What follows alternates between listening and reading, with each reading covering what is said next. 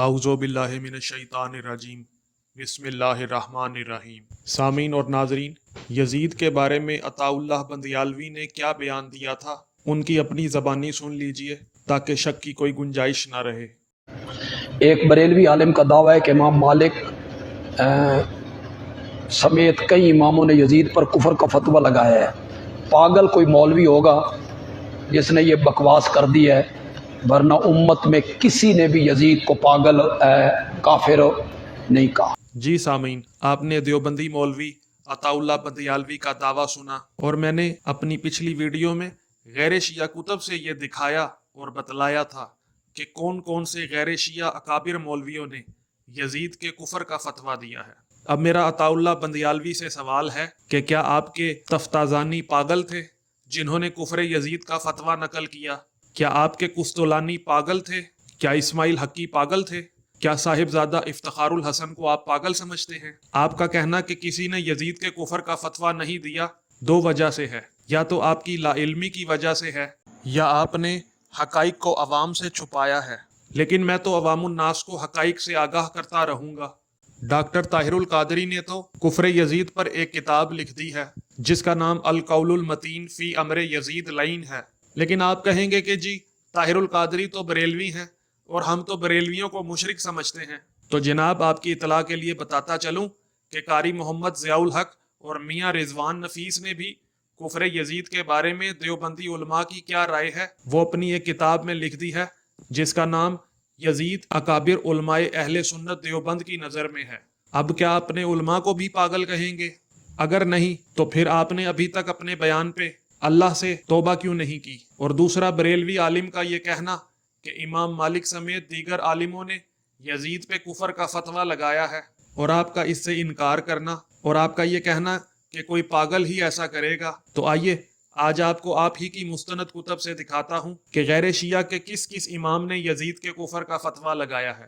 برہان الدین حلبی، جو شافعی مسلک کے بہت بڑے علامہ تھے، انہوں نے ایک کتاب لکھی تھی سیرت حلبیہ، جو ام السیر یعنی سیرتوں کی ماں کہلاتی ہے۔ جلد اس کی 1 اور صفحہ 529 ہے۔ اس میں لکھا ہے کہ شافعی مسلک کے بڑے علماء سے علامہ القیہ ہراسی ہیں، جو امام الحرمین علامہ نذیر غزالی کے ممتاز شاگردوں میں سے تھے۔ ان سے یزید کے متعلق پوچھا گیا کہ آیا وہ صحابہ میں سے تھا، اور آیا اس کے اعمال کی وجہ سے اس پر لعنت کرنا جائز ہے؟ تو اس پر علامہ ہراسی نے جواب دیا کہ یزید صحابہ میں سے تو نہیں تھا، اس لیے کہ وہ حضرت عمر فاروق کی خلافت کے زمانے میں پیدا ہوا ہے۔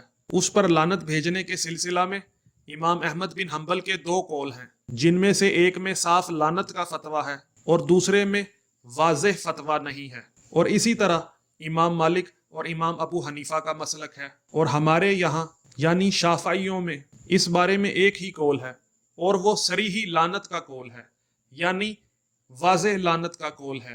اور ایسا کیوں نہ ہو جبکہ وہ یعنی یزید جواری تھا اور شکار میں بازی لگایا کرتا تھا، اور ہمیشہ شراب کے نشہ میں رہتا تھا، اور شراب کے سلسلہ میں اس نے جو شعر کہے ہیں وہ تو کافی مشہور ہیں۔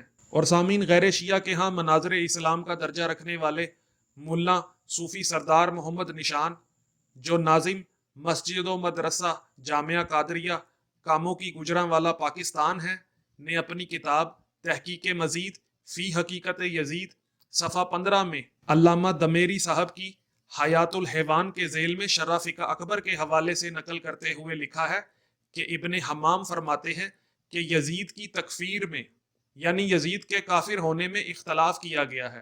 بعض نے اسے کافر کہا ہے کیونکہ اس سے وہ چیزیں سرزد ہوئی ہیں جو اس کے کفر پر دلالت کرتی ہیں کہ اس نے شراب کو حلال سمجھا اور قتل حسین علیہ الصلوۃ والسلام کیا، اور ان کے ساتھیوں کے بعد اس نے منہ سے نکالا کہ میں نے حسین وغیرہ سے بدلہ لے لیا ہے جو انہوں نے میرے بزرگوں اور رئیسوں کے ساتھ بدر میں کیا تھا، یا ایسی ہی اور باتیں۔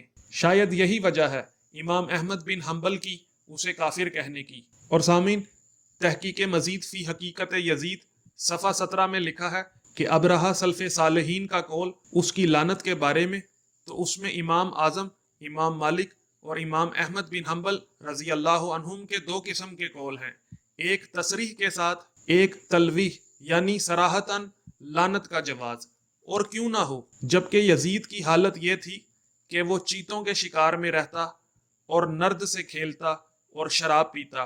چنانچہ اسی کے اشعار میں سے ہے کہ میں اپنے ساتھیوں سے کہتا ہوں جن کی جماعت کو جام و شراب نے جمع کر دیا ہے اور عشق کی گرمیاں ترنم کی آواز سے پکار رہی ہیں کہ اپنے چین اور لذتوں کے حصہ کو حاصل کر لو، کیونکہ ہر انسان ختم ہو جائے گا، اگرچہ اس کی عمر کتنی ہی طویل ہو۔ جو عیش کرتا ہے کہ پھر یہ زندگی ہاتھ نہ آئے گی۔ جی سامعین اور ناظرین، غیر شیعہ کے امام اعظم ابو حنیفہ جن کی پاکستان میں فقہ چلتی ہے، اور غیر شیعہ کے امام مالک اور احمد بن حنبل نے جب یزید کے کفر کا فتویٰ دے دیا ہے اور اس پر لعنت کے قائل ہیں، تو عطا اللہ بندیالوی صاحب کیسے کہہ سکتے ہیں کہ کسی امام نے یزید پہ کفر کا فتویٰ نہیں لگایا؟ غیر شیعہ کے ان تینوں ائمہ نے کیا یزید سے محبت کی وجہ سے ان پر لعنت کا فتویٰ لگایا ہے یا کفر کی وجہ سے؟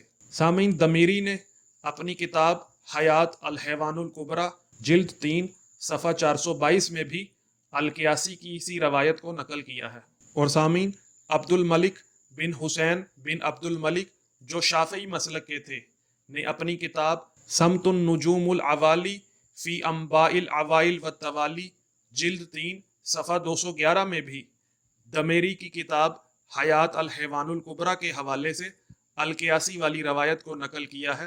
اور سامعین، ابی العباس شمس الدین احمد بن محمد بن ابی بکر بن خلقان نے اپنی مشہور زمانہ کتاب وفیات العیان و انباء ابناء الزمان جلد 3 صفحہ 287 میں بھی القیاسی کی روایت کو نقل کیا ہے۔ اور سامعین، شیخ محمد بن احمد بن سالم السفارینی جو حنبلی مسلک سے تھے اور 1188 ہجری میں فوت ہوئے، نے اپنی کتاب غذاء الالباب فی شرح منظومۃ الآداب جلد 1 صفحہ 124 میں بھی القیاسی والی روایت کو نقل کیا ہے۔ اور سامعین، محمد صدیق حسن خان الکنوجی البخاری نے اپنی کتاب التاج المکلل من جواہر معاصر الطراز الاخر والاول صفحہ 68 میں بھی القیاسی والی روایت کو نقل کیا ہے۔ سامعین، انشاءاللہ آپ کو مزید ویڈیوز میں دکھاؤں گا کہ عطا اللہ بندیالوی اور ان کے مکتبہ فکر کے لوگ یزید کے بارے میں کیا رائے رکھتے ہیں۔ سامعین، اگر آپ کو ویڈیو پسند آئی ہے تو ویڈیو کو لائک کریں، کومنٹ کریں اور زیادہ سے زیادہ شیئر کریں تاکہ یزید کے محبوں کو ہدایت نصیب ہو۔ السلام علیکم ورحمۃ اللہ وبرکاتہ۔